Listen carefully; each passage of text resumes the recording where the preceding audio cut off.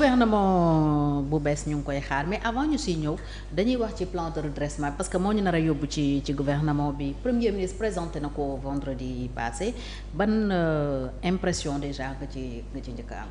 oui xam nga plan bi boo ko xoolee di nga xam ne ñi ko bindi ba pare ay borom xam-xam lañu. am nañu expérience tam. waaw boo ko lire parce que public bi boo xoolee benn document da ngay gis nekk ñaari page la wala ñetti page la. mais peut-être que am na fukk wala des dizaines de personnes yoo xam ne def nañ ci ay jours ay bés. ay guddi yu donc c'est important donc loolu il faut que ñu rafetal ko déjà. c'est une très bonne chose. L'autre affaire boo xam ne lu mënul bañ a nekk la il fallait que ñu def ko. plan bi il fallait que ñu def ko parce que situation bi buñ ci jógul woon dafa mel ni irresponsabilité la parce que mënoo ñëw ci dëkk ba pare mënoo def benn investissement c'est-à-dire que yow sa xaalis yëpp li ngay am. c'est pour fay ay salaire fay ay bor. donc loolu c'est une première nécessité.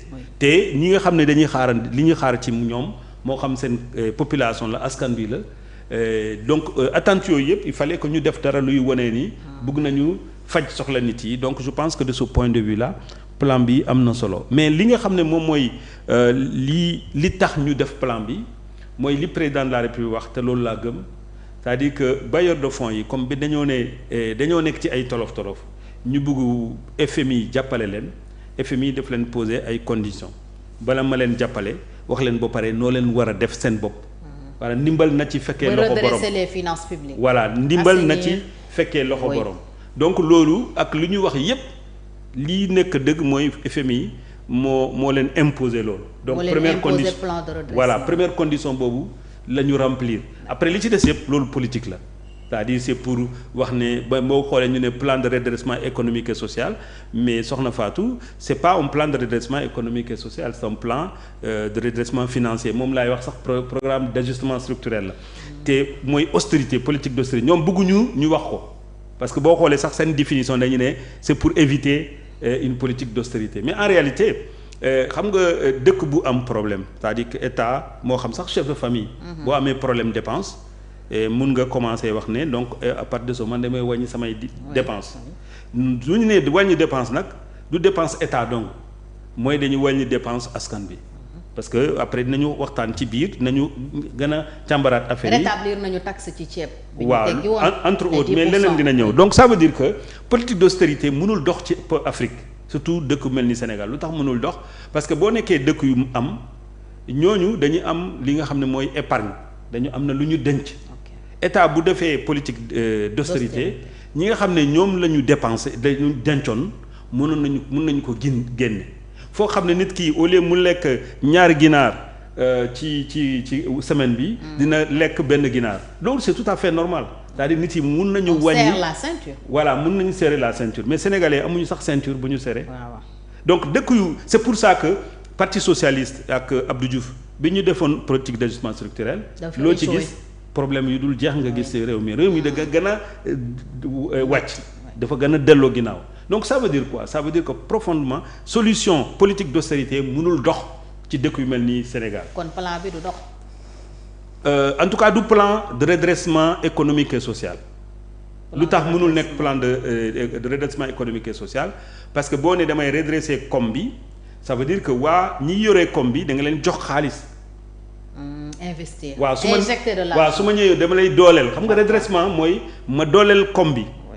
doo ne redressement social ma dooleel askan bi mais ñoom lu ñuy wax dañuy jël ci entreprise yi. ci askan bi. wala dañuy jël parce que même suñu nee. surtaxé yenn.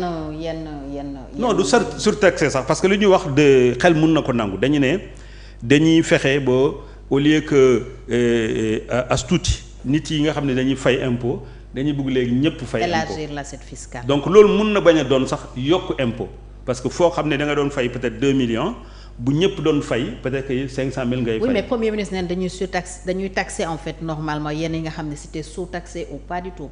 oui comme lu mel ni cigarette. waaw loolu mais loolu conséquence. les transferts d'argent. waaw mais conséquence bi mooy influenceurs yi. koo xam ne mënul bàyyi cigarette day continuer di dépenser foofu. donc xaalisam bu muy dugal foofu c'est moins d'argent pour feneen. oui c'est moins d'argent pour feneen donc en fait il y a des risques. Les risques c'est que li ñu dugal ci taxe gars yi def ko ci prix yi ci njëgu yi. donc njëgu yi mun na gën a cher. donc loolu premier risque parce que boo xoolee li ñu wax ci plan bi dañu ne 2111 milliards ressources fiscales la 2111 milliards foo koy jël ci poche askan bi boo jëlee par exemple Canal Plus publicité la ma koy def si sa kii nga baal ma voilà boo jëlee Canal Plus par exemple dañu ne voilà dañu ne 9% la ñu jël léegi di ko war a fay comme redevance. 9% ci seen chiffre d'affaires ñoom ñu jël 10% di ko fay ko ci sénégalais yi donc dafa mel ni état du Sénégal day foo ak sénégalais yi par exemple day wax sénégalais yi waa ñii 75 millions rek lañ doon fay maintenant léegi ñu ngi fay 4 milliards 500 mais fàtte na di wax ne 4 milliards 500 5 milliards boobu ci poche su sénégalais lay koy joxe donc dañuy taxer population mais indirectement. mais bien sûr parce que ku am kër nga ñëw ne ko da ngay fay ay taxes day yokku loyer bi. dëgg la. Donc ainsi de suite donc loolu dafa doon loo xam ne boobu risque la ensuite am na yeneen yoo xam ne dafa yombul lii ñu wax yépp yombul soxna Fatou parce que lu tax yombul parce que boo amee sa plan léegi xaalis bi lay permettre nga dawal sa plan foo koy jël parce que lii plan la. waaw nee nañu financement endogène. ak mais non mais xaalis boobu foo koy jël instant bi c'est-à-dire plan bi su ma nee plan bi suba dama ko commencer mais dama ko war a parce que boo ne par exemple da ngay def élargissement de l'assiette fiscale.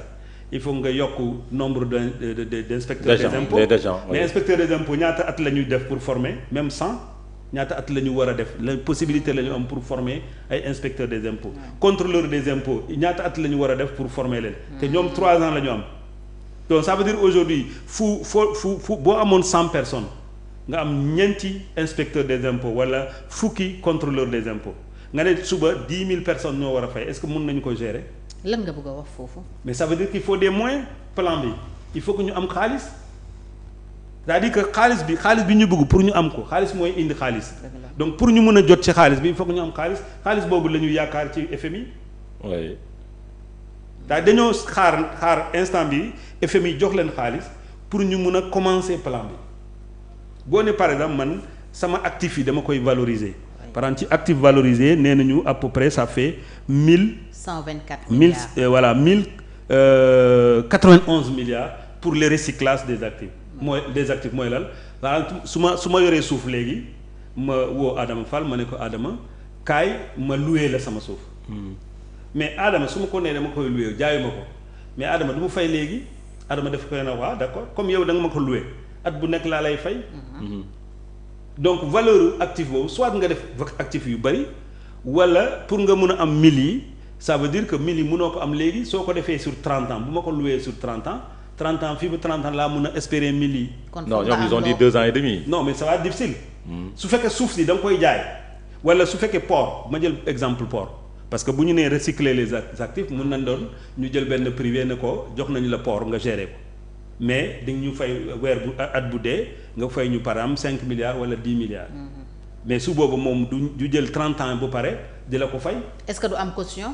waaw mais caution boobu ñaata lay doon du nekk lu bari. du nekk lépp du nekk lu bari parce que même affaire loyer boo koy def caution bi nee na mënu warul passer un mois. donc lu mu bari mënuñu passer 6 mois 2 ans wala 3 ans de loyer donc ça veut dire que quelque part yooyu yëpp dafa laaj temps mais li nga xam ne moom intention bi yenn bi. egg na rafet na. baax na waaw yenn bi rafet na parce que man xam nga soxna Fatou man du ma critiquer nit koo xam ne dafa bëgg a jéem def parce que jéem moo gën. taxaw bañ a def dara waaw bañ a def dara. donc qui ne risque rien n'a rien. c'est vrai mais ça veut dire que fondamentalement li ñu bëgg a def nii mun na am gàllankoor te leneen boo xam ne bëgg naa ko ñu def reproche bi. munoo wax nit yi man 667 milliards laa soxla nga ne man sam bopp état. 50 milliards laa mën a joxe maanaam sa apport personnel. motul sax 1%. xam nga loolu man su ma demee ci banque léegi ma ne ko damaa soxla ba xaalis. ma ne banque ne yow ñaata nga yore ma ne ko man 1% laa yore loolu problème la.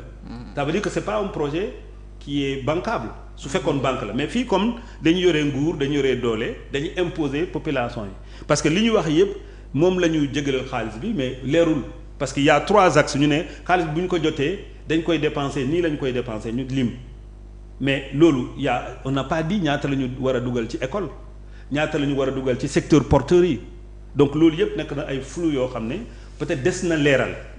Il faut que ñu gën leeral loolu askan bi pour ñu xam